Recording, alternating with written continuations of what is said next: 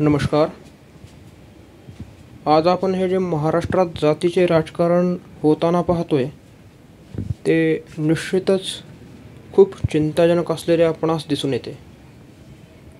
महाराष्ट्राला खूप जुनी अशी संत आणि शूरवीरांची परंपरा असलेली आपणास दिसून येते. आपण जर इतिहासात पाहिले तर संत ज्ञानेश्वर, संत तुकाराम, संत नामदेव, समर्थ रामदास स्वामी, छत्रपती शिवाजी महाराज, धर्मवीर छत्रपती संभाजी महाराज इत्यादी असे अनेक युगपुरुष हे जे महाराष्ट्रात होऊन गेले, त्यांची परंपरा ही महाराष्ट्राला लाभलेली आहे असे आपणास दिसून येते. परंतु सद्यस्थितीत जर आपण ह्या परंपरेचा जर विचार केला तर निश्चितच हे जे जातीय राजकारण महाराष्ट्रात होत आहे ते ह्या शूरवीरांच्या परंपरेला सुद्धा काही प्रमाणात हानी पोहोचवत आहे का, ह्याचा अभ्यास आपण निश्चितच केला पाहिजे. हे जे शूरवीर ज्यांनी अखंड हिंदू समाज, हिंदू एकता ह्यासाठी आपले सर्वस्व आणि आयुष्य अगदी पणाला लावून जीवाचे रान करून हिंदू समाजाच्या उत्थानासाठी आणि हिंदू समाजाच्या संघटनेसाठी काम केले, त्यांचा महाराष्ट्र आज आपण जर पाहिला तर विविध जातीय घटकांमध्ये हा महाराष्ट्र विभागलेला आपल्याला दिसून येतोय. तर हे कितपत योग्य आहे हे महाराष्ट्राच्या जनतेला समजलं पाहिजे. अहो, छत्रपती शिवाजी महाराजांनी सर्व 18 पगड जातींना बरोबर घेऊन स्वराज्य निर्माण करण्यासाठी जी पहल केली ती ह्यासाठी केली होती का?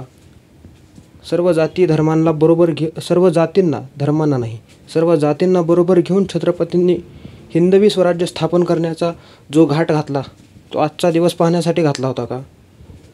हे जे जातीय वितुष्ट महाराष्ट्रात काही राजकीय मंडळींकडून सुद्धा निर्माण करण्याचा प्रयत्न केला जातोय, हे नक्कीच खूप खूप खूप आणि खूप निंदनीय आहे असे मला वाटते. महाराष्ट्राबरोबरच भारत देशाला सुद्धा खूप अशी जुनी शूरवीरांची परंपरा आहे. आणि आपण जर इतिहासाचा थोडा अभ्यास केला तर आपणास निश्चितच जाणवते की हे जे बाहेरून आलेले इस्लामिक आक्रांते म्हणा, ब्रिटिश म्हणा किंवा इतर जे बाहेरून आलेले आक्रांते आहेत, त्यांनी महाराष्ट्र आणि भारतावर साम्राज्य कसं प्रस्थापित केलं हो? त्यांनी काय केलं तर आपल्या विविध जातींमध्ये फूट पाडली. सुरुवातीला फूट पाडूनच महाराष्ट्रावर आणि भारतावर त्यांनी साम्राज्य केलं. त्यांनी त्यांचं साम्राज्य प्रस्थापित केलं आणि वाढवलं.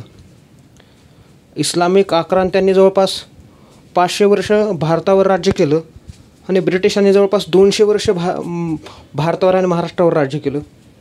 तर हे कशाच्या जोरावर ब्रिटिश आणि मुघल हे त्यांचं राज्य भारतावर आणि भारतातील हिंदू समाजावर थोपवू शकले?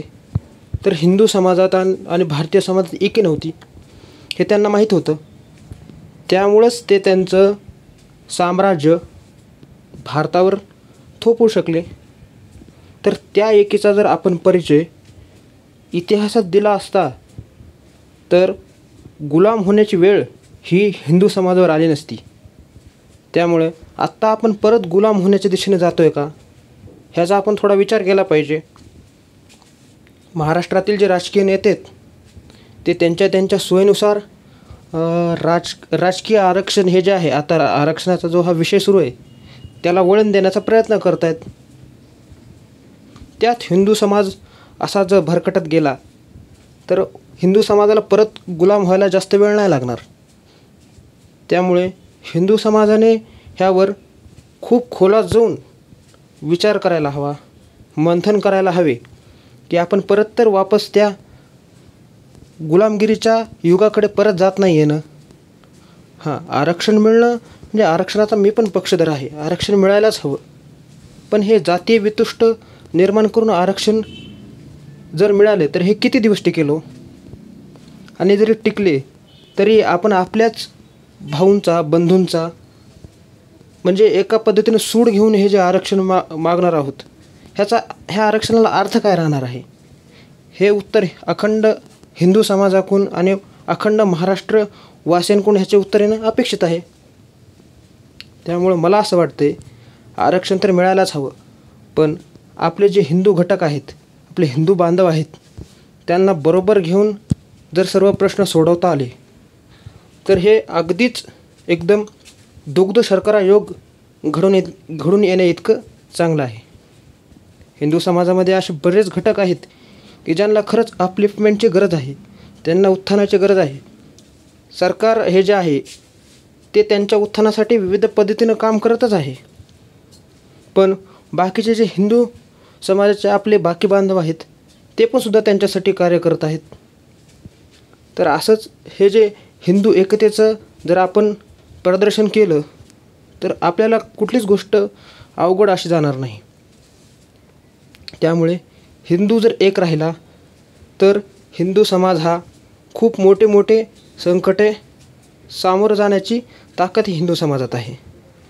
त्यामुळं निश्चितच मला असं वाटत आहे की हिंदू समाजानं आपल्या एकीच प्रदर्शन करावं.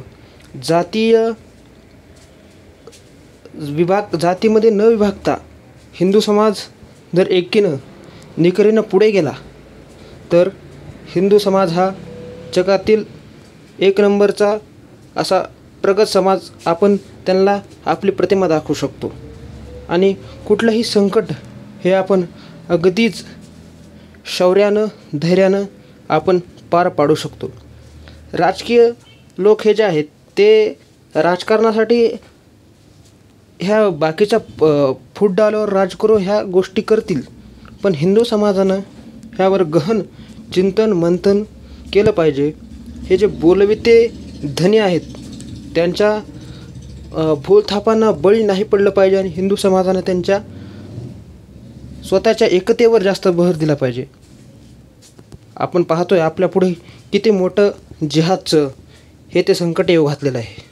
हिंदू समाजाला जर ह्या जिहादच्या आणि इतर अशा धर्मांतराच्या किंवा इतर अशा हिंदूंच्या विरोधात जे संकट येत आहेत त्या संकटांना जर सामोरं जायचं आहे तर एकी हाच खूप मोठा उपाय आहे. तर मला असं वाटते आहे की हिंदू समाजानं शांततेच्या मार्गानं आणि एकीच्या मार्गानं आपले सर्व प्रश्न सोडवले पाहिजेत. जे दुसरे बाकी लोक आहेत त्यांना आपण आपल्या एकतेचं प्रदर्शन दाखवलं पाहिजे आणि आपल्यात जर एकी असेल तर आपण बाकीचे कितीही लाखो संकट येऊ आणि लाखो संकटं येऊन त्यांना आपण मात करण्याची ही हिंदू समाजात ताकद आहे. त्यामुळे बाकीचे संकटं विचारात घेता लव जिहाद म्हणा, बाकीच्या इतर धर्मांतर म्हणा, बाकी हे जे संकट आहेत तर आपण एक राहिलो तर हे संकटं अगदीच गौण आहेत. ह्या पद्धतीनं आपण आता इथून पुढील व्हिडिओच्या माध्यमातून असाच हिंदुत्वाचा नेरेटिव्ह पसरवण्याचं काम आपण हाती घेतलेलं आहे.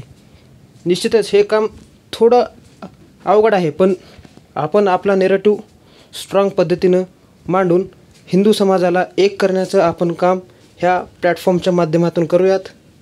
निश्चितच तुम्ही मला साथ द्याल ही मी अपेक्षा करतो आणि इथेच थांबतो.